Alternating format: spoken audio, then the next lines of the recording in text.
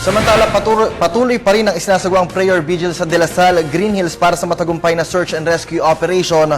Para kay Secretary Robredo, may report si Bernard Tan.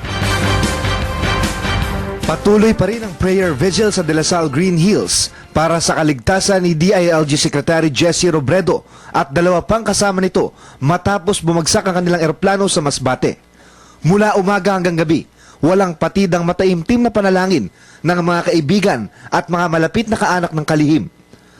Ang lahat umaasa na magtatagumpay ang rescue operations ng pamahalaan at ligtas na matatagpuan si Secretary Robredo.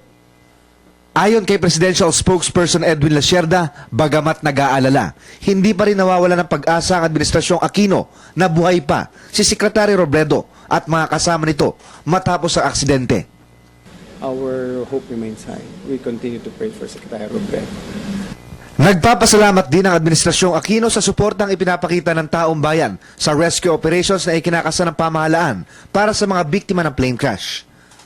Bukod sa mga donasyon na ibinibigay ng iba't ibang sektor ng lipunan para sa rescue operations, hindi umano matatawaran ng mga dasal at panalangin ng taong bayan sa kaligtasan ni Secretary Robredo at mga kasama nito.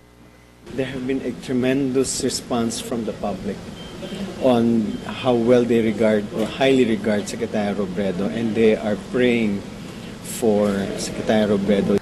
Nanawagan din sila Lacerda sa publiko na iwasan sana ang mga negatibong espekulasyon dahil hindi umano ito makakatulong sa isinasagawang rescue operations ng gobyerno. Yung mga negative comments po, sana tigilan na muna.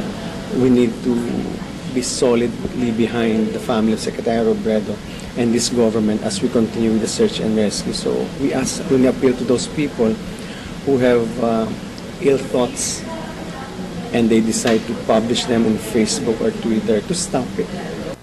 Para sa telebisyon ng Bayan, Bernard Tan.